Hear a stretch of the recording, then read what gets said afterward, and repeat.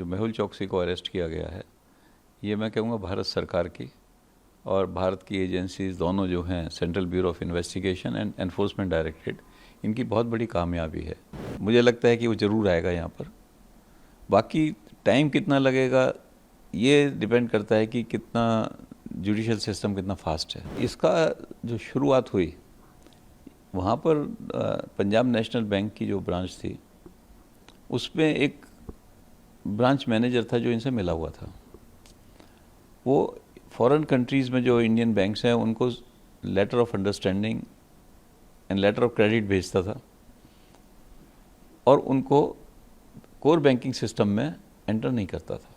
लेकिन ये बेल्जियम में बैठा था ही ने और बेल्जियम से कई जगह भाग गया। अब इसको भारत वापस ले आना है। कितनी बड़ी कामयाबी मांगते हैं आप ये हमारी इंडियन इन्वेस्टिगेटिव एजेंसीज की? ये जो है बेल्जियम में जो मेहुल चोकसी को अरेस्ट किया गया है, ये मैं कहूँगा भारत सरकार की और भारत की एजेंसीज दोनों जो हैं, central bureau of investigation and enforcement directorate, इनकी बहुत बड़ी कामयाबी है। क्योंकि जो एक्सट्रेडिशन प्रोसेस है किसी भी कंट्री में 2 स्टेजेस उसमें कह सकते हो होती हैं। पहली स्टेज है कि वो पॉलिटिकली एंड ब्यूरोक्रेटिकली वो क्या एक्सेप्ट करते हैं एक्सट्रेडिशन रिक्वेस्ट को। इसके अरेस्ट का मतलब है कि उन्होंने एक्सेप्ट कर लिया है कि ये हमें एग्जीक्यूट कर दी है एक्सट्रेडिशन रिक्वेस्ट। अब वहाँ जो कोर्ट पे लड़ेंगे वो बेल्जियम गवर्नमेंट ही लड़ेगी हमारे बिहाफ पे, इसको भारत भेजने के लिए। तो ये भारत की बहुत बड़ी कामयाबी है मैं कहूँगा। और बाकी आगे जुडिशल प्रोसेस है, हमारे पास एविडेंसेस काफ़ी हैं, तो मुझे लगता है उसमें भी हम सफल होंगे जुडिशल प्रोसेस में भी, और ये भारत आएगा। सर ये उठता है कि वो जो है एंटीगुआ का रेजिडेंट है, तो क्या जो एक्सट्रेडिशन ट्रीटी है वो काम करेगी किसी ऐसे कंट्री के खिलाफ, जैसे कि बेल्जियम ने पकड़ा है, वहाँ का सिटीजन नहीं, इंडिया में वांटेड है वो, और रेजिडेंट है वो वहाँ का एंटीगुआ का। इसमें जो अगर आप ट्रीटी पढ़ेंगे, जो उस ट्रीटी में ये लिखा हुआ है कि अगर वो बेल्जियम का रेजिडेंट होगा, सिटीजन होगा, तो एक्स्ट्राडाइट नहीं करेंगे। दैट मीन्स और किसी भी कंट्री का रेजिडेंट हो उसको एक्स्ट्राडाइट किया जा सकता है। इस पर कोई वो नहीं है कि। तो सर अब जैसे अब अरेस्ट हो गया है, तो हमने देखा कि उनके जो लॉयर हैं इंडिया में, उन्होंने बोला कि हम बेल के लिए अप्लाई करेंगे, और जो एजेंसी सूत्रों के हवाले से आ रही कि वो कंटेस्ट करेगी उनकी बेल का और एक्स्ट्राडाइट करने का प्रोसेस आगे करेगी।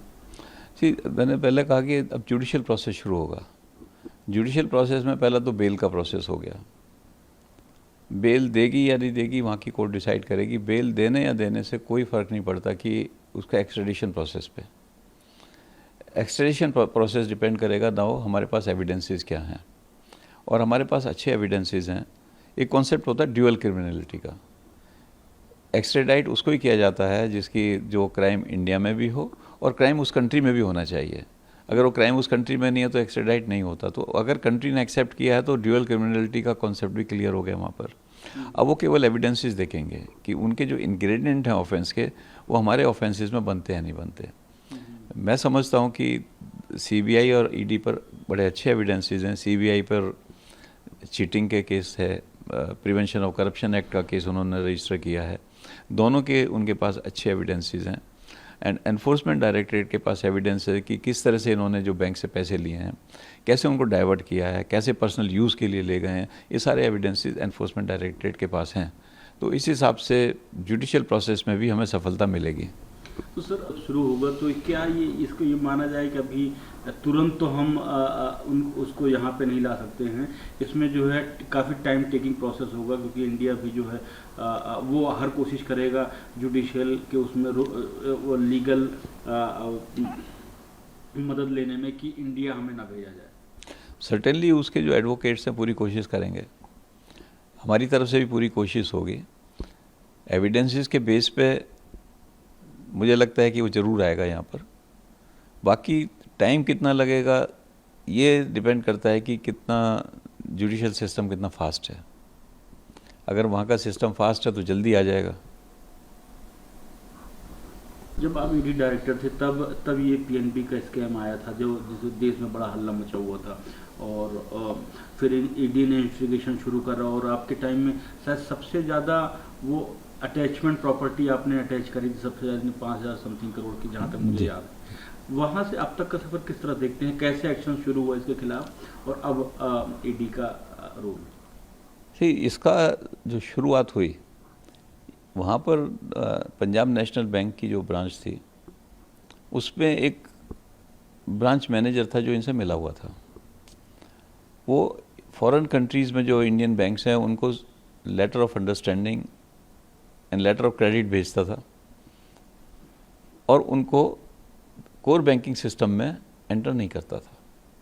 उस समय जहाँ तक मुझे याद है पंजाब नेशनल बैंक में करीब 30 डाटा बेसिस थे, और काफ़ी उसमें से इंटरकनेक्टेड नहीं थे।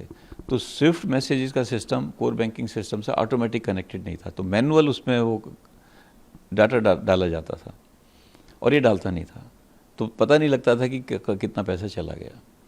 इन्होंने शुरू किया 2011 से सिस्टम। 2011 से इन्होंने पहले कम अमाउंट लिया, वापस नहीं करते थे पैसे बैंक के। उसके बाद क्या किया, दोबारा उससे ज़्यादा, जैसे पहले इन्होंने 50 करोड़ मांगे बैंक से, फिर 100 करोड़ मांगे, 50 प्लस इंटरेस्ट वापस कर दिया, बाकी पैसे फिर गायब कर गए, फिर 200 करोड़ लिए, फिर 300 करोड़ लिए। इस तरह से इनका अमाउंट बढ़ता चला गया। ये जो है 2018 की शुरुआत तक इनका अमाउंट बढ़ के 14,000 करोड़ हो गया। मेहुल चौकसी का 6,000 करोड़ और नीरव मोदी का 8,000 करोड़। बाय दैट टाइम वो लंबे टाइम से एक ऑफिसर की पोस्टिंग थी वहाँ पर उसकी, जबकि बैंक में होता नहीं है कि लंबे टाइम तक कोई आदमी एक ही पोस्ट पर है, लेकिन वो रहा। फिर वो रिटायर हो गया, नया अफसर आ गया। नए अफसर के पास इन्होंने जाके कहा कि ये काम करो, उसने कहा तो इलीगल काम है, उसने कंप्लीट कर दी। तो यहाँ से ये एक्सपोज हुए पहली बार। सीबीआई ने केस रजिस्टर किया, ईडी ने केस रजिस्टर किया, लेकिन हुआ क्या कि जैसे ही बैंक वालों ने कहा कि भाई तुमने तो इलीगल काम किया, देश से भाग गए। तो बिफोर इन्वेस्टिगेशन शुरू होने से पहले देश से बाहर थे। इन्वेस्टिगेशन शुरू हुआ, एनफोर्समेंट डायरेक्टरेट ने इनके जगह जगह सर्च की, इंडिया में भी की, बाहर भी इनकी प्रॉपर्टी जो मूव हुई है उसकी भी पता लगाया, वो भी वापस लाए। अटैचमेंट तो ज़्यादा का हुआ था इनिशियली, लेकिन कई जगह इनका जो वैल्यूएशन था वो गलत था। जैसे एक जगह मैं बताऊं आपको कि 3800 करोड़ की हमने हीरे पकड़े इनके, जो इनके हिसाब से 3800 करोड़ के थे इनके रिकॉर्ड में, और जब उनका वैल्यूएशन कराया गया वो 26 करोड़ निकले। इसका मतलब लोगों को ये इतने ओवर वैल्यू करके बेच रहे थे, लोगों के साथ जिनको दे रहे थे उनके साथ भी बड़ी चीटिंग कर रहे थे। तो ये केसेस भी, ये मतलब एविडेंसेस हैं सारे इनके, जो जिनको हम कह रहे हैं कि प्रोड्यूस कोर्ट में किए गए हैं, वहाँ भी दिखाया जाएगा कोर्ट्स में कि क्या क्या एविडेंस हैं, क्या क्या इन्होंने किए हैं। तो अटैचमेंट हुआ इनका, अटैचमेंट काफ़ी अमाउंट का हुआ है, एग्जैक्ट अमाउंट मुझे याद नहीं है पर लेकिन 5,000 करोड़ से ज़्यादा का अटैचमेंट इनका हुआ है। और अब ये दोनों, नीरव मोदी का भी एक्सट्रेडिशन प्रोसेस एडवांस स्टेज पे है यूके में, मेहुल चौकसी का भी अब यहाँ शुरू हो जाएगा। तो मुझे उम्मीद है कि हमारे जो एक्यूज्ड हैं ये भारत आएंगे और इन पर ट्रायल जो है शुरू होगा। तो सर, जब ईडी ने इस केस को अपने हाथ में लिया और जांच शुरू करी और ताबड़तोड़ छापे ही मारे, क्योंकि उस टाइम ये नेशनल इशू बन गया था, कई प्रॉपर्टीज आप लोगों ने अटैच करी थी, तो उस टाइम कोई प्रेशर, किसी तरह का प्रेशर बना हो ईडी पे या ईडी के ऑफिशियल्स पे? क्योंकि इनकी उस टाइम बोलते थे कि पहुंच काफ़ी ज़्यादा थी, हर सर्किल में इनका नेटवर्क था। ऐसा कोई प्रेशर कहीं से भी नहीं था, बल्कि ये था कि जल्दी काम करो। और ये मीडिया हाईलाइट में था। जब कोई चीज़ मीडिया हाईलाइट में होती है तो टाइम प्रेशर होता है कि भाई जल्दी से जल्दी हमारी टीम्स काम करें, जल्दी से जल्दी एविडेंसेस इकट्ठे करें, ज़्यादा से ज़्यादा इनकी प्रॉपर्टी को अटैच करें। ये हमारी टीम ने बहुत मेहनत से काम किया। ये बॉम्बे यूनिट के पास था, उन्होंने खूब मेहनत करी, अटैचमेंट किया और सारे एविडेंसेस कलेक्ट किए। और शुरू में सर कई देशों से में भागे, पता चलता था कि मैं है, फिर वहाँ से कहीं और कंट्री में निकल जाते थे। किस तरह से ईडी इस केस पे आगे बढ़ी? सी, विदेश में जो है एक रेड कॉर्नर नोटिस का प्रोविज़न है जो इंटरपोल के थ्रू होता है। जब रेड कॉर्नर नोटिस इशू हो जाता है तो हर कंट्री पे ये मैसेज चला जाता है कि भाई अगर ये आदमी कहीं दिखता है तो इसको इंटीमेट करें इमीडिएटली, उसको डिटेन करें। तो किस कंट्री में गया, कहाँ गया, वो थोड़ी इन्फॉर्मेशन कई बार लेट मिलती थी, बट इन्फॉर्मेशन मिल रही है। तो फिर जैसे अभी ईडी को इन्फॉर्मेशन मिली जी बेल्जियम में है, इमीडिएट वहाँ रिक्वेस्ट भेजी है एनफोर्समेंट डायरेक्टरेट ने एंड सीबीआई ने, और वहाँ की कंट्री ने फिर एक्शन लिया है। देखिए, मेहुल चौकसी जो है, ये 2017 में इसके अगेंस्ट सीबीआई ने एफआईआर रजिस्टर की, आरसी रजिस्टर की। उसके बाद ईडी ने ईसीआईआर रिकॉर्ड की। उसके बाद इन्वेस्टिगेशन चलती रही, इसको कई सम्मन्स वगैरह भेजे गए, लेकिन ये बेल्जियम में बैठा था और बेल्जियम से कई जगह भाग गया। और अल्टीमेटली ये पता चला कि इसने एंटीगुआ और बरबुडा में जाके वहाँ की सिटीजनशिप परचेज कर ली। जो पैसा इसने इस तरह से 13,500 रुपए का पंजाब नेशनल बैंक का फ्रॉड किया था, वो LOU को फोर्ज करके इसने बहुत पैसा निकाल लिया था। उसके बाद अभी पता चला है कि ये बेल्जियम में अरेस्ट किया है बेल्जियम पुलिस ने। इसके अगेंस्ट जो है सीबीआई ने 2 चार्जशीट फाइल कर रखी है और ईडी ने 3 prosecution complaint under section 44 read with 45 इसके खिलाफ ऑलरेडी फाइल कर रखा है। और इसके खिलाफ स्पेशल कोर्ट मुंबई ने नॉन बेलेबल वारंट इशू कर रखे हैं।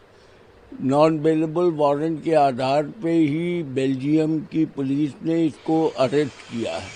अब इसको भारत वापस ले आना है। अच्छा, मीनवाइल ईडी ने जो फ्यूजिटिव इकोनॉमिक ऑफेंडर्स एक्ट 2018 है, और ये चूंकि फ्रॉड जो है 100 करोड़ से कहीं ज़्यादा का है, तो इसकी संपत्तियों को कॉन्फिस्केट करने के लिए भी प्रोसीडिंग इनिशिएट कर रखी है। वो प्रोसीडिंग अभी जारी है।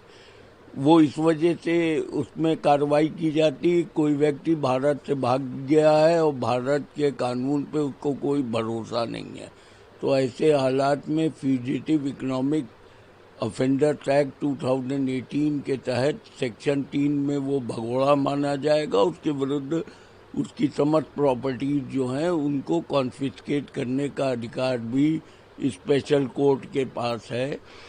कार्रवाई उसमें जारी है।